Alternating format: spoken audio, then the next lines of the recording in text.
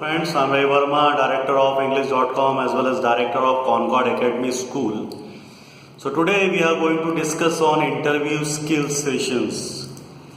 हम लोग जब इंटरव्यूज़ देने जाते हैं तो कुछ बातें हम लोगों को हमारे दिमाग में रखना ज़रूरी है। किन बातों पर ध्यान रखकर हम लोग हमारा इंटरव्यू इजीली निकाल सकते हैं।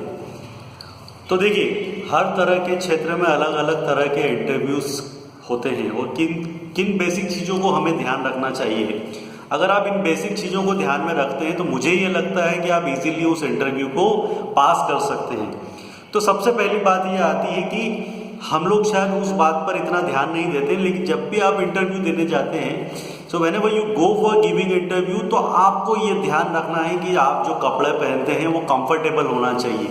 क्योंकि अगर आप नए कपड़े पहन के जाते हैं या चुस्त कपड़े पहन के जाते हैं तो आपको खुद को कंफर्टेबल फील नहीं होगा।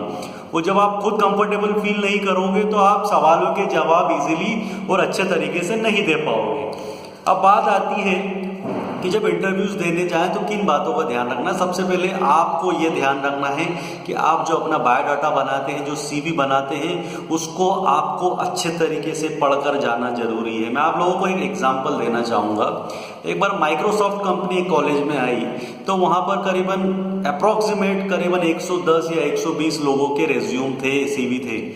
तो उस रेज्यूम में से करीबन 90 रेज्यूम्स उन्होंने एक्सेप्ट ही नहीं करे। उसके पीछे रीज़न ये था कि हम लोग जब भी कभी बायोडाटा बनाते हैं या सीवी बनाते हैं तो उसमें हम लोग कभी भी मेहनत नहीं करते हैं। हम लोग जाते हैं साइबर कैफ़े पर जाते हैं और उस साइबर कैफ़े वाले को बोलते हैं कि आप ये जो रेज्यूम है हमें निकाल कर दे दो। उसमें कभी कभी ये होता है कि हम लोग हमारा नाम, पिताजी का नाम और एड्रेस और क्वालिफिकेशन चेंज करके वही का वही रेज्यूम हम लोग इंटरव्यू में दे देते हैं। तो दोस्तों, एक चीज़ हमेशा ध्यान रखने वाली कि हर किसी व्यक्ति का ऑब्जेक्ट एक जैसा कैसे हो सकता है। 90 लोगों का ऑब्जेक्ट एक जैसा है, ये तो पॉसिबल ही नहीं है। हर किसी का एम्बिशन, हर किसी का टारगेट अलग अलग होता है। तो आपको अपने सीवी को, अपने रेज्यूम को पढ़ के जाना बहुत ज़रूरी है। जब आपका रेज्यूम आप लेकर जाते हैं तो उसके बाद में आपसे एक सवाल पूछा जाता है कि tell me something about yourself. देखिए, होता ये है कि शुरुआत के 2 या 3 लाइन के अंदर ही वो व्यक्ति समझ जाता है कि ये व्यक्ति इंटरव्यू देने लायक है या नहीं, क्योंकि वो तो हजारों लोगों का इंटरव्यू लेते हैं। तो हमेशा ध्यान रखना कि जब भी इंटरव्यू देने जाते हो तो आपको ये नहीं बोलना है माई सेल्फ रवि वर्मा। देखिए, ये माई सेल्फ बोलना वहाँ पर समझ में आता है जहाँ पर कोई व्यक्ति बहुत फेमस हो। जैसे कोई बोलता है माई सेल्फ अमिताभ बच्चन, तब समझ में आता है कि हाँ, ये अमिताभ बच्चन है, he is a known personality. But हम लोगों को नहीं जानते हैं लोग। आपको वहाँ पर जाके सिर्फ इतना बोलना है कि my name is Ravi Varma या आई एम रवि वर्मा। शुरुआत आपको बहुत पोलाइटनेस के साथ में करना है, ठीक है ना। कभी कभी आप लोगों के दिमाग में एक ये चीज़ भी घर कर जाती है कि जो इंटरव्यू लेना है उस पर हमको चढ़ के बात करना है।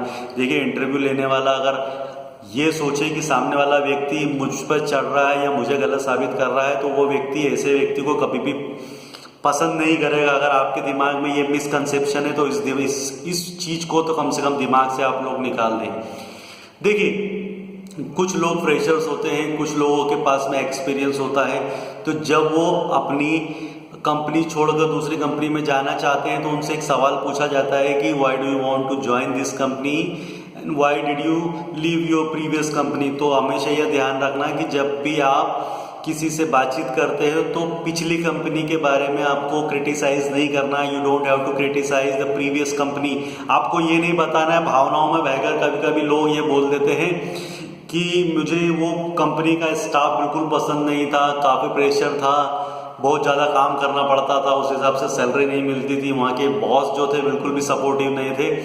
तो जो इंटरव्यू ले रहा है उसके मन में ये बात आएगी कि जो बात तुम इस कंपनी के लिए बोल रहे हो सकता है जब इस कंपनी को छोड़कर जाओ तो हो सकता है कि ये बातें तुम हमारी कंपनी के लिए भी बोलो। तो हमेशा ये ध्यान रखना है कि आपको अपनी कंपनी के बारे में हमेशा पॉजिटिव ही बताना। आपको ये बताना है कि एनवायरनमेंट बहुत अच्छा था, वहाँ के लोग काफ़ी सपोर्टिव थे, वहाँ के बॉस तो बहुत अच्छे थे। मेरी कंपनी छोड़ने की इच्छा तो नहीं है, लेकिन I am always searching for the better opportunities. और मुझे लगता है कि ये बहुत बेस्ट अपॉर्चुनिटी है मेरे लिए, इसलिए मैं यहाँ पर कंपनी ज्वाइन करने आया हूँ, इसलिए मैं इंटरव्यू देने आया हूँ। तो ये तो हुई बात आपके प्रीवियस जॉब की। कभी कभी वो आपसे ये पूछेंगे कि चलिए बताइए अपनी वीकनेस बताइए क्या है। आपकी वीकनेस क्या है। तो कभी कभी हम लोग काफ़ी कोजी हो जाते हैं, काफ़ी इमोशनल हो जाते हैं, तो हम लोग बता देते हैं कि मैं बहुत इमोशनल हूँ या मैं बहुत जल्दी गुस्सा हो जाता हूँ, शॉर्ट टेम्पर्ड हूँ। तो दोस्तों एक चीज़ याद रखना है कि जब भी आप इंटरव्यू दे रहे हो तो आपको अपनी परमानेंट वीकनेसेस नहीं बताना है, किसी को अपनी नसें मत पकड़ाओ। आपको हमेशा ध्यान रखना है कि जो वीकनेस है हमेशा टेम्पररी बताना है। सपोज आपकी स्पीकिंग अच्छी नहीं है, कम्युनिकेशन स्किल अच्छा नहीं, तो आप सिर्फ इतना बोलो कि my communication skill is not that much good, लेकिन इससे बाहर आने के लिए, इसको दूर करने के लिए मैंने ऑलरेडी एक कोचिंग क्लास ज्वाइन कर ली है और मुझे मालूम है कि with in 2 or 3 months I will overcome from this problem. तो उस व्यक्ति को ये लगेगा कि नहीं, आपने अपनी वीकनेस भी एक्सेप्ट करी, उसके बाद में उस वीकनेस को समझते हुए उस पर काम भी चालू कर दिया है, मतलब आप एक ऑनेस्ट पर्सन हो।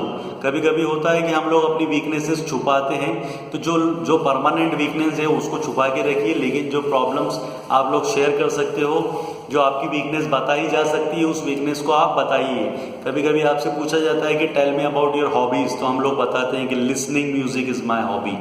तो चलिए अच्छी बात है, म्यूज़िक सुनना अच्छी बात है, उससे काफ़ी सारा जो स्ट्रेस है वो ख़त्म हो जाता है। लेकिन जब आप हॉबी बताते हैं अपनी, तो हॉबी का मतलब है आपको काफ़ी रुचि है, तो वो आपसे कुछ इस तरह के सवाल पूछे तो आप बिल्कुल भी बुरा मत मानिएगा। वो आपसे ये सवाल पूछने लगेंगे, चलिए मन्ना डे जी के बारे में बताइए, आप कुछ क्लासिकल संगीत के बारे में बताइए, क्योंकि आपकी रुचि है।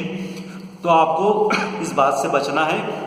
आपको माय हॉबी ना बोलते हुए आपको बोलना है कि my area of interest is listening music. जब भी फ्री होता हूँ तो थोड़ा बहुत म्यूजिक सुन लेता हूँ, तो यहाँ आप बच जाओगे। काफ़ी सारे लोग बोलते हैं कि my hobby is playing cricket, तो वो आपसे ये पूछेगा कि चलिए बताइए जो बैट होता है उसका ब्लेड का साइज कितना होता है, ये बताइए। आप ये बताइए कितने तरीके से आउट किया जा सकता है। तो आपको बचना है, यहाँ पर ये बोलना है कि my area of interest is playing cricket and watching cricket. तो दोस्तों ये छोटी छोटी बातें होती है जो आपको ध्यान रखना है। कभी कभी एक ऐसा सर्कमस्टांस बन जाता है, कभी कभी एक ऐसी परिस्थिति बन जाती है जहाँ पर आपको पता है कि आपके द्वारा दिया हुआ जवाब सही है और आप ये बताने की कोशिश कर रहे हैं कि जो आप बता रहे हो, मतलब जो इंटरव्यू ले रहा है, वो गलत है। तो यहाँ पर काफ़ी विरोधाभास होगा। यहाँ पर एक ऐसी स्थिति बनती है कि ये भी गलत नहीं बता रहे अपने आप को, आप भी गलत नहीं बता रहे हो। तो उस सिचुएशन में आपको उस व्यक्ति के ऊपर चढ़ना नहीं है, आपको ये साबित नहीं करना है कि आपको कुछ नहीं आता, मुझे बहुत कुछ आता है। कभी कभी ये हम लोग गलतियां कर जाते हैं। आपको उस समय कुछ इस तरह से टेकल करना है सिचुएशन को। आपको ये बोलना है कि मे बी पॉसिबल, हो सकता है sir, whatever you are saying it is 100% correct, लेकिन मुझे जो पढ़ाया गया है, जो मेरे नॉलेज में है, उसके अकॉर्डिंग में जो जवाब दे रहा हूँ वो सही है। आप सीनियर हैं, आप अपने हिसाब से सर सही होंगे, लेकिन जो मैं बता रहा हूँ मुझे ऐसा लगता है कि मैं भी सही हूँ। तो आप किसी को डाउन नहीं कर रहे, क्योंकि कोई भी व्यक्ति नहीं चाहता है कि कोई दूसरा व्यक्ति आपको डाउन कर दे। तो आप उसकी रिस्पेक्ट करते हुए आप उसके सवालों के जवाब देंगे। दोस्तों इंटरव्यू स्किल सेशंस में कहने के लिए तो बहुत सारी चीज़ें, लेकिन मेरा वीडियो जो होता है 9 से 10 मिनट के लिए होता है। आप इंटरव्यू स्किल्स के बारे में अगर कुछ और जानकारी चाहते हैं तो आप मुझे प्लीज़ बताएं। और कल हम लोग एक ऐसे टॉपिक पे बातचीत करने जा रहे हैं जो कि एक कंट्रोवर्शियल टॉपिक हो सकता है, विवादास्पद टॉपिक हो सकता है, और वो टॉपिक आप लोगों के लिए बहुत ज़रूरी है, मुझे ऐसा लगता है, क्योंकि हम लोग जिस तरह की परिस्थिति से गुजर रहे हैं, इसको कह सकते हैं कि we are facing an economical disaster. हम लोग एक आर्थिक तबाही की तरफ बढ़ रहे हैं, जहाँ पर सभी तरह के लोगों को, सभी तरह के बिजनेसमैन, सभी तरह के व्यवसायी लोग हैं, सभी तरह के नौकरी पेशा लोगों को परेशानियां फेस करना पड़ सकती है। और मैं आप लोगों को कुछ टिप्स देना चाहता हूं कि किस तरह से हम लोग अपने आप को इंस्पायर कर सकते हैं, अपने आप को मोटिवेट